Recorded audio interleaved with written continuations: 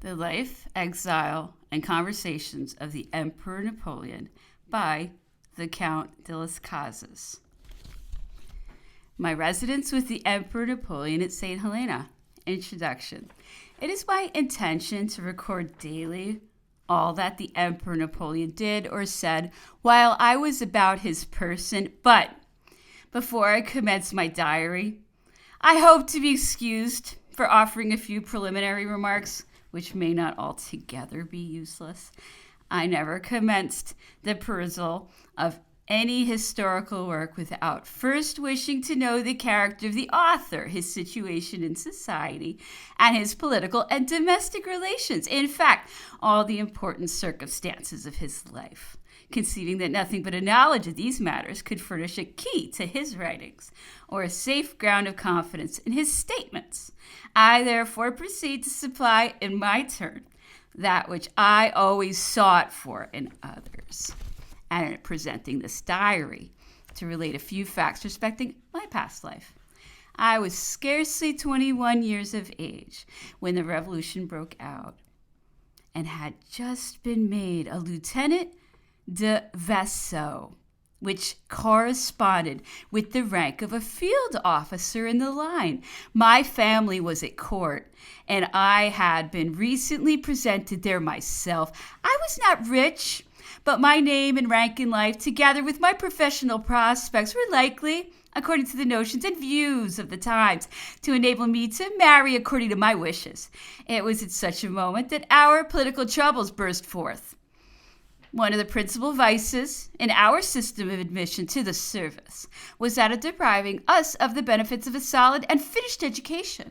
Withdrawn from school at the early age of 14, abandoned from that instant to ourselves, and launched, as it were, on a wide waste.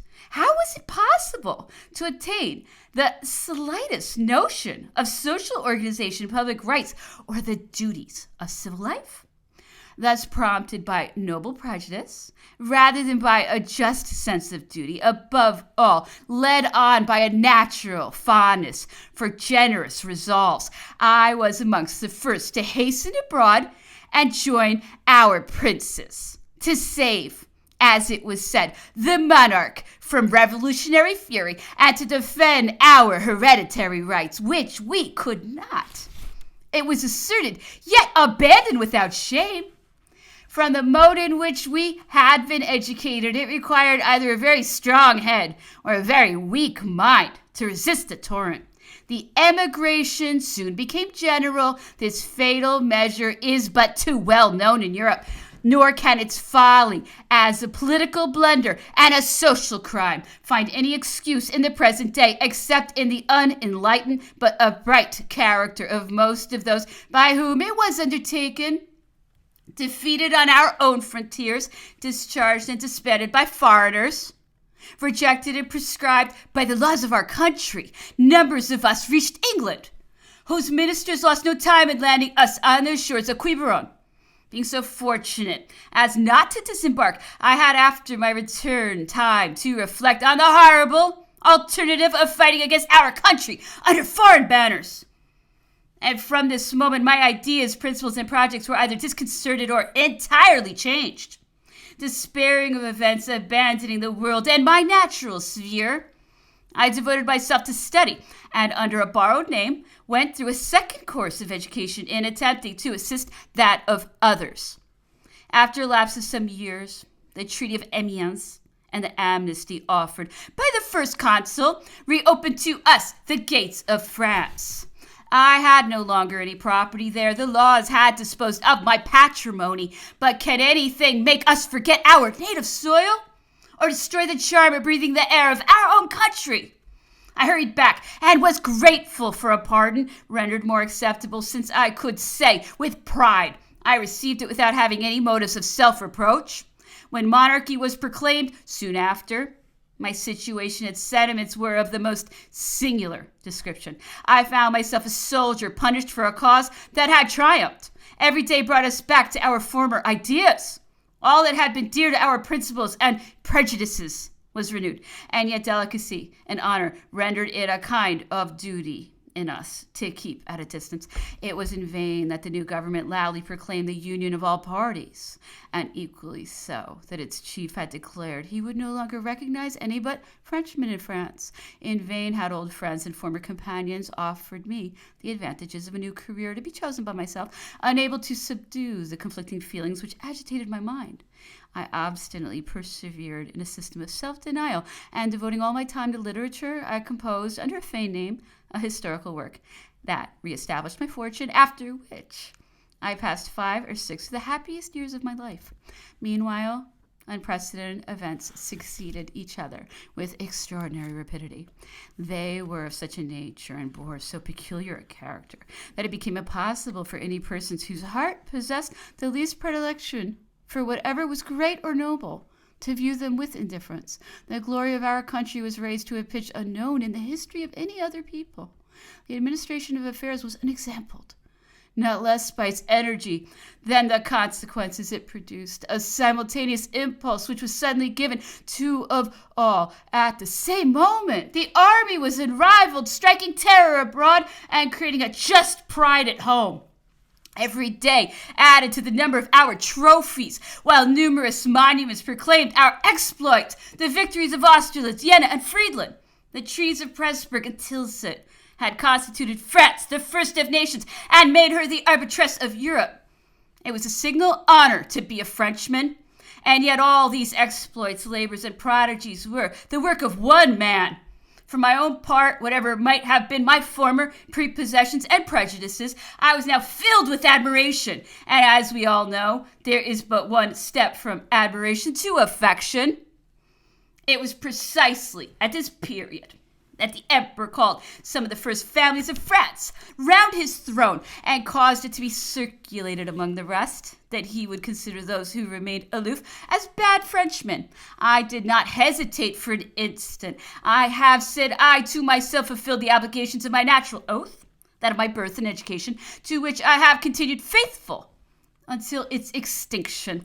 Our princes, too, were no longer thought of. We even doubted their existence. The solemnities of religion, the alliances of kings, the example of Europe, and the splendor of France henceforth taught me that I had a new sovereign. Had those who preceded us made so long a resistance to such powerful efforts before rallying round the first of the Capettes? I answered, therefore, for myself, that, happy in being thus enabled to obey a call which removed me with honor from the delicate situation in which I was placed, I freely, spontaneously, and without reserve transferred the zeal, loyalty, and attachment which I had constantly cherished for my old masters to the new sovereign. The result of this step was my immediate admission at court. In this state of things, I felt extremely anxious that my recent protestations should be ratified by deeds. The English had invaded Flushing and threatened Antwerp. I therefore hastened to assist in the defense of the latter place as a volunteer, and on the subsequent evacuation of Flushing, my nomination to the office of Chamberlain called me near the person of the Emperor. Being desirous of adding some more useful occupation to the duties of this honorable post, I solicited and obtained a seat in the Council of State. Hence followed several confidential missions. I was sent to Holland at the period of its union to the French Empire in order to receive whatever related to the naval department, then to Illyria for the purpose of liquidating the public debt, and afterwards over half the empire to superintend establishments of public beneficence. During our late misfortunes, I received some consoling proofs that the inhabitants of the countries to which I had thus been sent were not dissatisfied with my conduct. Provided Providence had, however, fixed a limit to our prosperity, the catastrophe of Moscow, the disasters of Leipzig, and the siege of Paris are well known. I commanded in that city one of the legions which acquired honor by its severe losses on the 31st of March. When the capitulation took place, I gave up the command, feeling that other duties were to be performed near the person of my sovereign, but could not reach Fontainebleau in time. The emperor had abdicated and was succeeded by the king. My situation now became more singular than it had been 12 years before, the cause for which I had sacrificed my fortune, for which I remained so long in exile, and 6 years in a state of self-denial at home, was at last triumphant, but nevertheless the point of honor and of other considerations were about to prevent my reaping any benefit from the event. What could be more capricious than my fate? 2 revolutions had been effected in opposition to each other. By the first, I lost my patrimony. By the second, I might have been deprived of life. Neither one nor the other had been favorable to my fortune. Vulgar minds will only perceive an unfortunate tergiversation of opinions in this wayward destiny, while the lovers of intrigue will assert that I was twice a dupe. Only the few will understand that I have twice honorably fulfilled my duty. Be this as it may, those early friends, whose esteem was not lessened by the line of conduct I had pursued, having now become all-powerful, invited me to join them. It was impossible to obey the generous call. Disgusted and disheartened, I resolved that my public life should terminate. Ought I to have exposed myself to the false judgment of those who were watching my proceedings? Could everybody see what was passing in my mind? Having now become a Frenchman, even to enthusiasm, and unable to endure that national degradation of which I was daily witness amidst foreign bayonets, I determined to endeavor to divert my thoughts at a distance from the scene of calamity, and went to pass a few months in England. How altered did everything appear there! On reflection, I found that it was myself who had undergone a great change. I had scarcely returned when Napoleon appeared on our coasts. He was transported to the capital as it were by magic, and this without battles, excesses, or effusion of blood. I thought I saw the stain brought on us by foreign hands effaced, and all our glory restored. Destiny had ordered otherwise. No sooner did I hear of the emperor's arrival than I spontaneously prepared to attend on his person. I was present at the moment of abdication, and when the question of his removal was agitated, I requested permission to participate in his fate. Such had been till then the disinterestedness and simplicity, some will say folly, of my conduct, that notwithstanding my daily intercourse as an officer of the household and a member of his council, Napoleon scarcely knew me. "Do you know whither your offer may lead you?" said he in astonishment. "I have made no calculation about it," I replied. "He accepted me, and I am at St. Helena. I have now made myself known. The reader has my credentials in his hands. A host of contemporaries are living. It will be seen whether a single individual amongst them stands up to invalidate them. I therefore begin my task." Tuesday, June 20th, 1815. Heard of the Emperor's return from the Élysée Palace. Placed myself in immediate attendance there. Found Monsieur Montalembert and Montholon there, brought by the same sentiment. Napoleon had just lost a great battle, so that the safety of the nation thenceforth depended on the wisdom and zeal of the Chamber of Representatives. The Emperor, still covered with dust from the field of Waterloo, was on the point of hurrying into the midst of them there to declare our dangers and resources, and to engage that his personal interests should never be a barrier to the happiness of France, after which he intended to quit Paris immediately. It is said that several persons dissuaded him from this step by leading him to apprehend an approaching ferment amongst the deputies. It is as yet impossible to comprehend every report that circulates with regard to this fatal battle. Some say there is manifest treason, others a fatality without example. 30,000 men under Grouchy lost their way and were too late, taking no part in the engagement. The victory, till that evening, it was said, suddenly seized with a panic towards 8 o'clock and became broken in an instant. It is another Crécy, it's another Azincourt. Everyone trembles and all thinks is lost. The 21st, the best intentioned and most influential members of the national representation have been tampered with all last evening and all night by certain persons who, if their word is to be taken, produce authentic documents and demi-official papers guaranteeing the safety of France on condition of a mere abdication of the emperor, as they pretend. The above opinion had become so strong this morning that it seemed irresistible. The president of the assembly, the first men in this state, and the emperor's particular friends come to supplicate that he will save France by abdicating. Though by no means convinced, yet the emperor answers with magnanimity. He abdicates. This circumstance causes the greatest bustle around the Elysee. The multitude rushes towards the gate and testifies the deepest interest.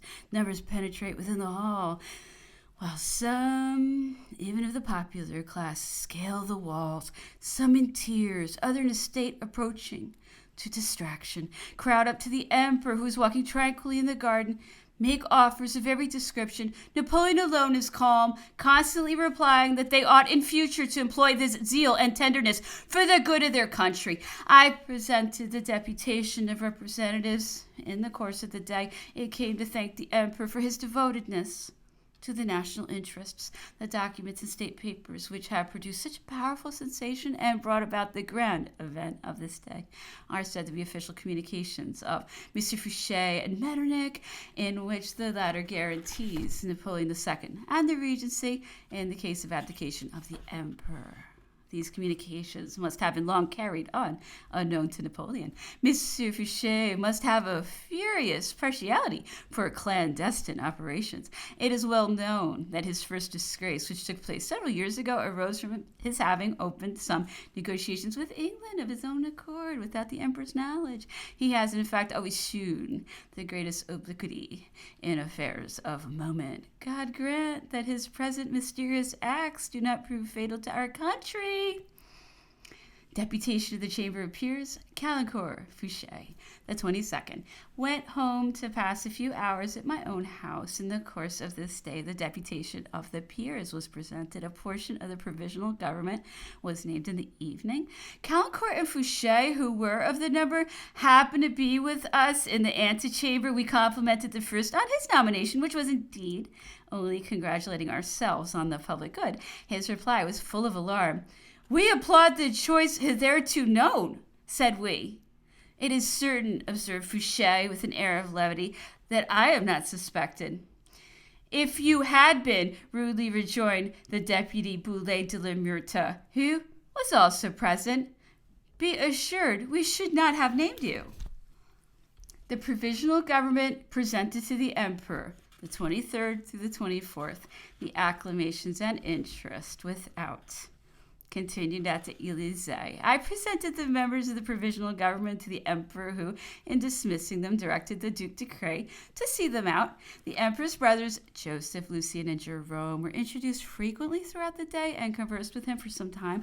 As usual, there was a great multitude of people collected round the palace in the evening.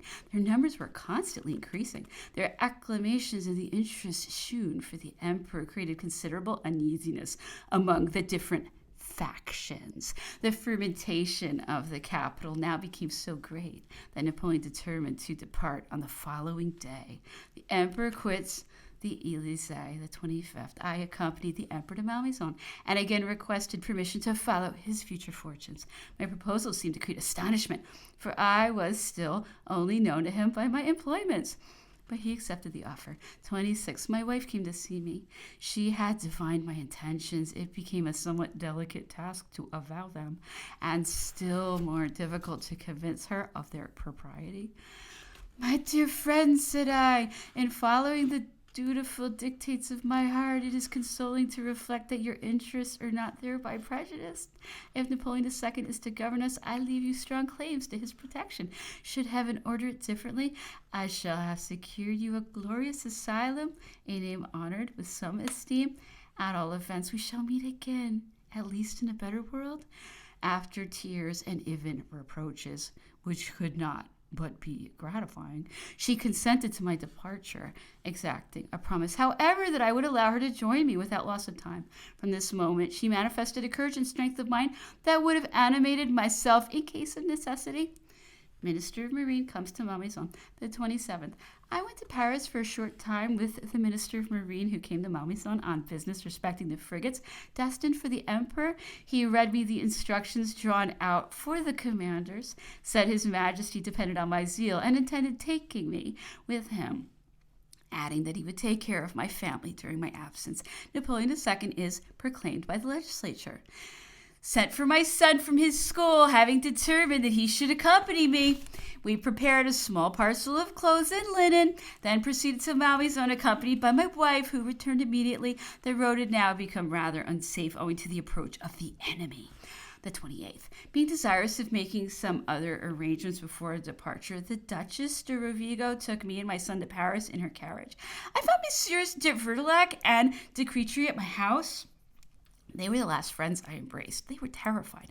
The agitation and uncertainty hourly increased in the capital, for the enemy was at the gates. On reaching Malmaison, we saw the bridge of Chateau in flames. Guards were posted around the palace, and it became prudent to remain within the park walls. I went into the Emperor's room and described how Paris had appeared to me, stating the general opinion that Fouché openly betrayed the national cause, and that the hopes of all patriots were that His Majesty would this very night join the army, who loudly called for him. The Emperor listened to me with an air of deep thought, but made no reply, and I withdrew soon after, the 29th through the 23rd. A cry of "Long live the Emperor!" was continually heard on the great road to Saint-Germain. It proceeded from the troops who passed under the walls of Malmaison. Towards noon, General Becker came from Paris, sent by the provisional government. He told us with feelings of indignation that he had received a commission to guard and watch Napoleon. A sentiment the most base had dictated this choice. Fouché knew that General Becker had a private pique against the Emperor, and therefore did not doubt of finding in the former a man disposed to vengeance, but he was grossly deceived in his expectation, for Becker constantly shewed a degree of respect and attachment to the Emperor highly honorable to his own character. Meanwhile, time pressed. When on the point of setting out, the Emperor sent a message to the provisional government by General Becker, offering a place himself at the head of the army merely as a private citizen, adding that after having repulsed Blucher, he would continue his route. On the refusal of this officer, we left Malmaison, the Emperor and a part of his suite taking the road to Rochefort by Tours.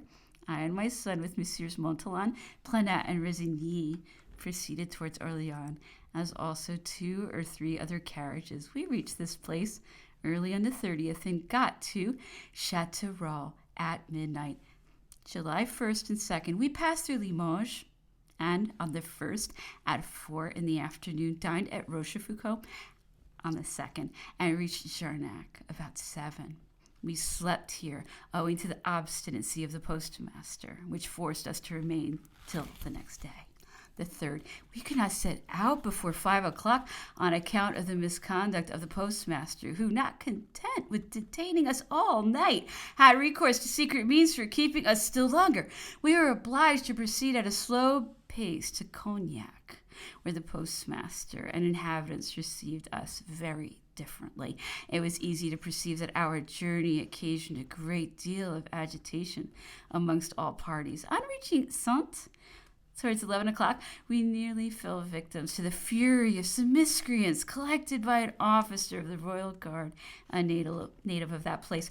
This person had prepared an ambuscade for us and had even laid a plan for our assassination. We were arrested by the mob, but a part of the National Guard interfered and conducted us as prisoners to an adjoining inn. It was said that we were carrying off the treasures of the state and therefore merited death. Some of them, who pretended to be the most distinguished inhabitants, and above all, the women, were the most outrageous and called for our immediate execution. We saw these females defile in succession before some windows that were open near our temporary prison, in order that their insults should not be lost on us.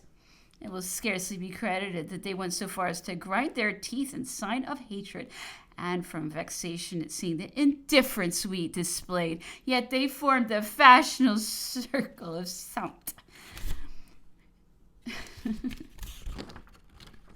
Could Real be in the right when he told the Emperor during the 100 Days that as for the Jacobins, he had reason to know something of them, protesting that the only difference between the blacks and the whites was that the former wore wooden shoes and the latter silk stockings?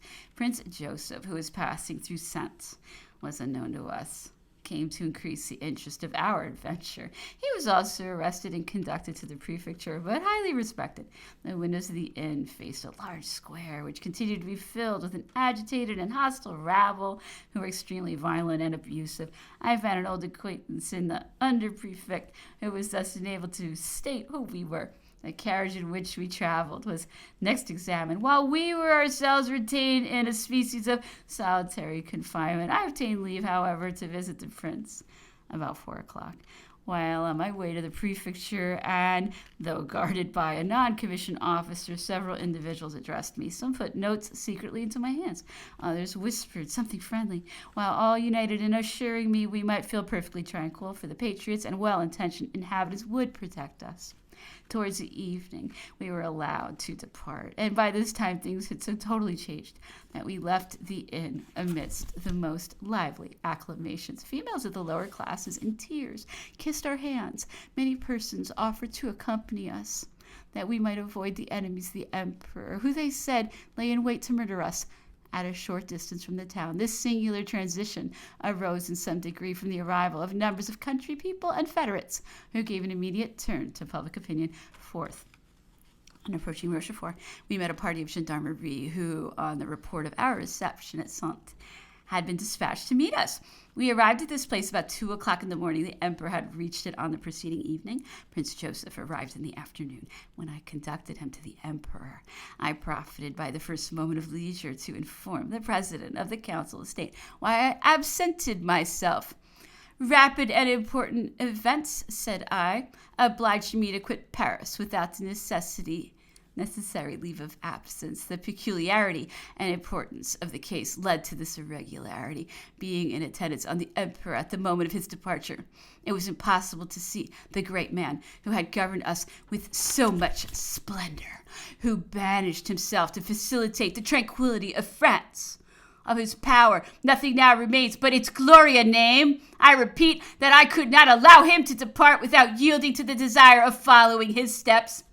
During the day of his prosperity, he condescended to bestow some favors on me. I now owe him all that I can offer, whether of sentiment or of action. The 5th through the 7th. At Rochefort, the emperor no longer wore a military dress. He lived at the prefecture. Numbers were constantly grouped round the house, and acclamations continued to be frequently repeated. The emperor appeared 2 or 3 times at the balcony. Numerous proposals were made to him, both by generals who came in person and others who sent emissaries. During our stay here, the emperor has led the same sort of life as if at the Tuileries. We do not approach his person more frequently. He scarcely receives any persons but Bertrand and Savary, so that we are reduced to reports and conjectures as to all that concerns him. It is, however, evident that in the midst of this state agitation, he continues calm and resolute, even to indifference, without manifesting the least anxiety. A lieutenant of our navy, who commands a Danish merchant ship, has generously offered to save the emperor. He proposes to take him on board alone. He engages to conceal his person in such a way that it will escape the severest scrutiny, and moreover he will immediately set sail for the United States. He demands but a small sum by way of indemnifying his owners for any loss they may sustain through his enterprise. Bertrand agrees under certain conditions which he has drawn out in my name. I have signed this fictitious bargain in presence and under the eyes of the maritime prefect. The 8th, the emperor proceeded to Forat in the evening, followed by the acclamations of the people wherever he passed. He slept on board the Salle, which he reached about 8 o'clock. I did not arrive till a much later hour, having had to accompany Madame Bertrand in another boat and from a differing point. 9th, I attended the emperor, who disembarked at an early hour in the Isle of Aix. He visited all the fortifications and returned on board at breakfast. 10th, I was dispatched towards the British cruisers with the Duc de Rovigo early in the morning to know whether they had received the passes which had been promised to us by the provisional government to proceed to the United States. My answer was that they had not, but that the matter should be instantly referred to the commander-in-chief. Having stated the supposition of the emperor setting sail with the frigates under flags of truce, it was replied that they would be attacked. We then spoke of his passage in a neutral ship, and were told in reply that all neutrals would be strictly examined and perhaps even conducted to an English port, but we were recommended to proceed to England. And it was asserted that in that country we should have no ill usage to fear. We returned at 2 in the afternoon, the Bellerophon having followed soon after anchored in Basque Roads in order to be nearer us, so that the ships of both nations were now in view of and very near each other. On reaching the Bellerophon, the captain had addressed us in French. I was not eager to inform him that I knew something of his own language. Some expressions which passed between him and his officers might have injured the negotiation had I seemed to understand them. When a short time after it was asked whether we understood English, I allowed the Duc de Rovigo to reply negative. Our situation was quite sufficient to remove any scruples I might have otherwise entertained, and rendered this little deception very pardonable. I only mention this circumstance because, as I remained a fortnight amongst these people, I was compelled to impose a tiresome restraint upon myself to avoid disclosing what I had concealed in the first instance. In fact, though I could read the language with facility, yet, owing to an absence of 13 years and consequent want of practice, it was with considerable difficulty I understood English when spoken. 11th, all the outlets being blockaded by English ships of war, the emperor seemed extremely uncertain as to what plan he should pursue. Neutral vessels and chasse-marées manned by young naval officers were suggested for his conveyance. Propositions also continued to be made from the interior. The 12th, the emperor disembarked at the island of Aix. Amidst cries of exultation on every side, he quitted the frigates in consequence of the commandant's having refused to sail, whether from weakness of character or owing to his having received fresh orders from the provisional government. It's not known. Many were of opinion that the attempt might be made with some probability of success, but it must be allowed that the winds still continued unfavorable. 13th, Prince Joseph visited his brother in the course of the day. Towards 11 at night, the emperor was on the point of embarking in one of those chasse-marées. 2 sailed, having on board a great part of his luggage and several of his attendants. Monsieur de Planat was in one of them. 14th, I returned to the Bellerophon at 4 in the morning, accompanied by General Lalemant, to ascertain whether any answer had been received. The captain told us he expected it every moment, adding that if the emperor would embark immediately for England, he had instructions to convey him thither. He still farther declared it as his private opinion, and several captains who were present expressed themselves to the same effect, that there was not the least doubt of Napoleon's meeting with all possible respect and good treatment, that there neither the king nor his ministers exercised the same arbitrary authority as those of the continent, that the English people possessed a generosity of sentiment and liberality of opinion superior to sovereignty itself. I replied that I would return and communicate the captain's offer to the emperor, as well as the whole of his conversation. I added that I thought I had sufficient knowledge of the Emperor Napoleon's character to induce a belief that he would not feel much hesitating in proceeding to England thus confidentially, so as to be able to continue his voyage to the United States. I described all France south of the Loire as being in a blaze, and the hopes of the people as constantly turning to Napoleon as long as he was present, stated the propositions hourly made to him from various directions, his determination not to become either the cause or pretext of a civil war, the generosity shown by him in abdicating merely to render the conclusion of a peace more easy, and the firm resolution he had taken to banish himself in order to make it more prompt and complete. General Lalemant, who from having been condemned to death was interested on his own account in the determination that might be made, asked Captain Maitland, whom he formerly knew in Egypt, and whose prisoner, I think, he had been, if persons implicated in the civil dissensions of his country like himself, and going thus voluntarily to England, had any reason to fear being ever delivered up to France. The captain replied that they had not, repelling the doubt as an insult previous to our separating. The conferences were summed up by my repeating that it was possible from the state of affairs and his own intentions the emperor would avail himself of Captain Maitland's offer so as to get safe conducts for America. The latter begged it to be understood that he would not guarantee the position permission we demanded being granted, upon which we departed. To say the truth, I did not myself think it would be given, but the emperor, wishing to lead a life of tranquility in future, had resolved to be a stranger to political concerns. We therefore considered the probability of not being allowed to leave England without much uneasiness, but our fears and conjectures went no further.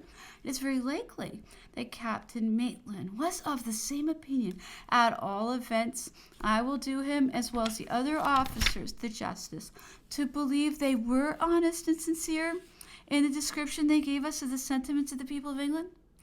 We've reached the island at 11 o'clock. Meanwhile, the storm approached and time became precious. It was necessary to decide one way or another, the emperor having assembled us in a sort of council.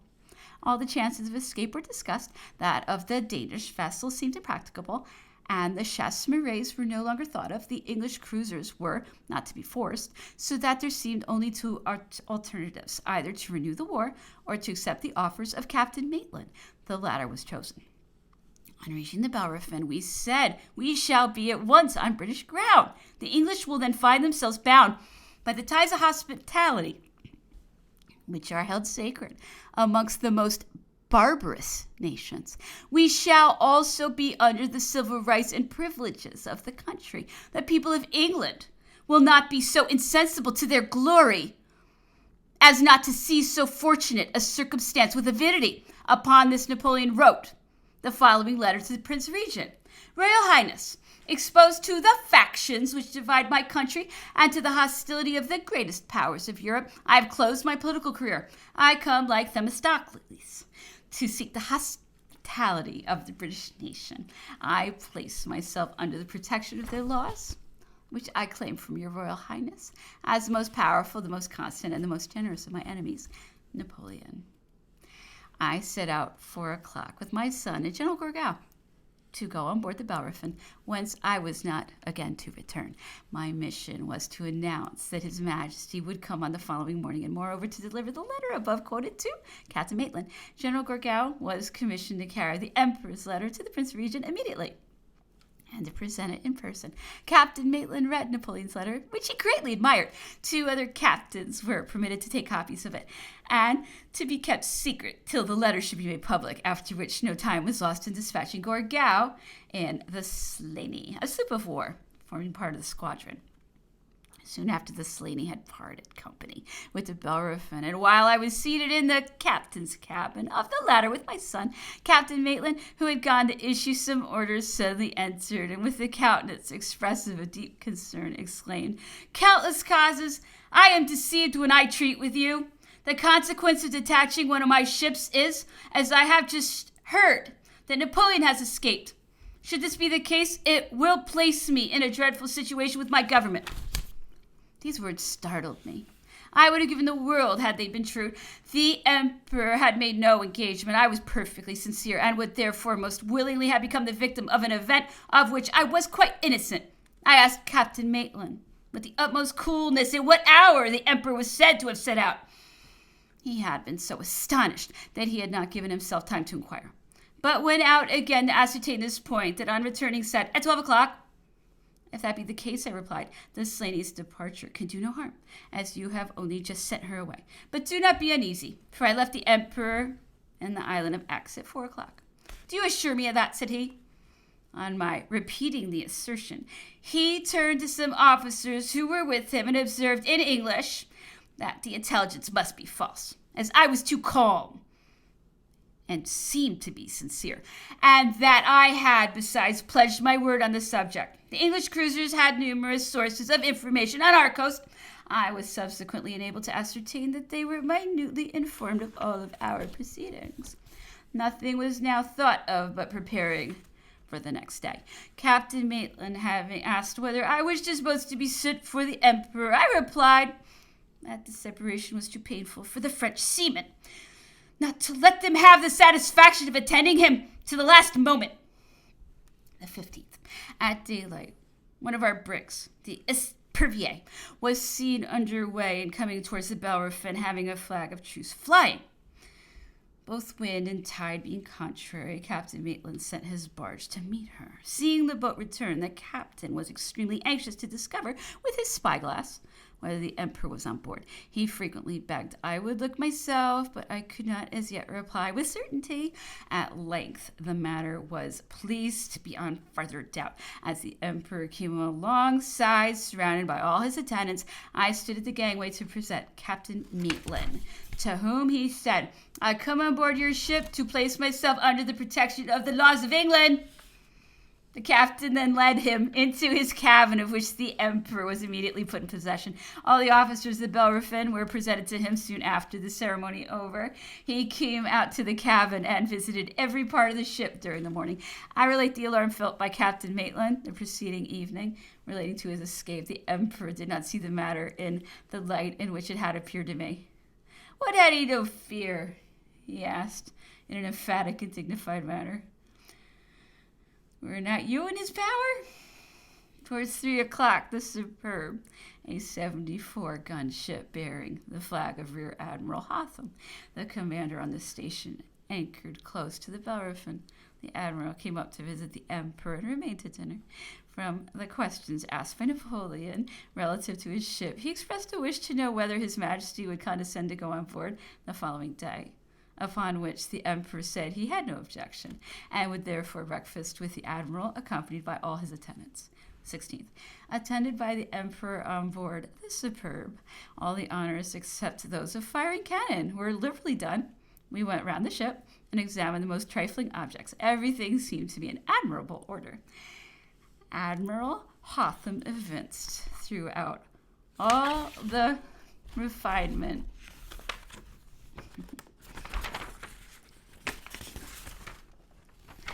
the grace of a man of rank and education. On our return to the Bellerophon, she got underway and made sail for England. This event took place 12 days after our departure from Paris. On our leaving the Bellerophon in the morning to visit the Superb, the emperor stopped short in front of the guard drawn up on the quarter to salute him. He made them perform several movements, giving the word of command, himself having desired them to charge bayonets, and perceiving this motion was not performed altogether in the French manner, he advanced into the midst of soldiers, and he put the weapons aside with his hands and seized a musket from one of the rear rank, with which he went through the exercises himself according to our method, a sudden movement and change of the countenance amongst the officers, and others who were present sufficiently expressed their astonishment at seeing the emperor thus carelessly place himself amidst the English bayonets, some of which came into contact with this person. This circumstance produced a most striking effect. On returning from the Superb, we were indirectly questioned on the subject and asked whether the emperor ever acted in the same way with his own soldiers. While the greatest surprise was expressed in his confidence, not one amongst the officers had formed any idea of sovereigns who could thus explain and execute their own commands. It was therefore easy to perceive they had no just conception of the personage now before them, notwithstanding his having been so marked an object of attention and curiosity for above 20 years. 17th through the 18th. Though nearly a calm, we lost sight of land. 19th. The wind being very strong, though not favorable, we proceeded at the rate of 9 miles an hour. The 20th through the 22nd, we continued our course with winds that were by no means favorable. The emperor had not been long amongst his most inveterate enemies, those who had been continually fed with rumors no less absurd than irritating, before he acquired over them all the influence which belongs to glory. The captain, officers, and crew soon adopted the etiquette of his suite, shewing him exactly the same attention and respect. The captain addressed him either as sire or your majesty. When he appeared on deck, everyone took off his hat and remained uncovered while he was present. This was not the case at first. It was no entering his cabin except by passing the attendants. No person but those who were invited appeared at his table. Napoleon was in fact an emperor on board the Bellerophon. He often appeared on deck, conversing either with some of his suite or the officers of the ship. Of all those who had followed the emperor, I was perhaps the person of whom he knew the least. It has already been seen that notwithstanding my employments near his person, I had enjoyed but little immediate intercourse with Napoleon. since our leaving Paris. He had scarcely spoken to me, but I was now addressed very frequently. The occasion and circumstance were highly favorable to me. I was sufficiently acquainted with the English language to be able to give various explanations as to what was passing around us. I had been in the Navy and could afford the Emperor any information he required relative to the maneuvers of the ship and state of the weather. I had been 10 years in England and had formed definite notions of the laws, manners, and customs of the people, which enabled me to reply to the Emperor's questions with facility. My historical atlas, too, had stored my mind with a number of facts, dates, and coincidences upon which he always found me prepared to answer. A part of my time was occupied in drawing up the following summary of our situation at Rochefort and the ideas which had influenced the determination of the Emperor. Hence, I had precise and authentic data to judge from. The English squadron was not strong. There were 2 sloops of war off Bordeaux.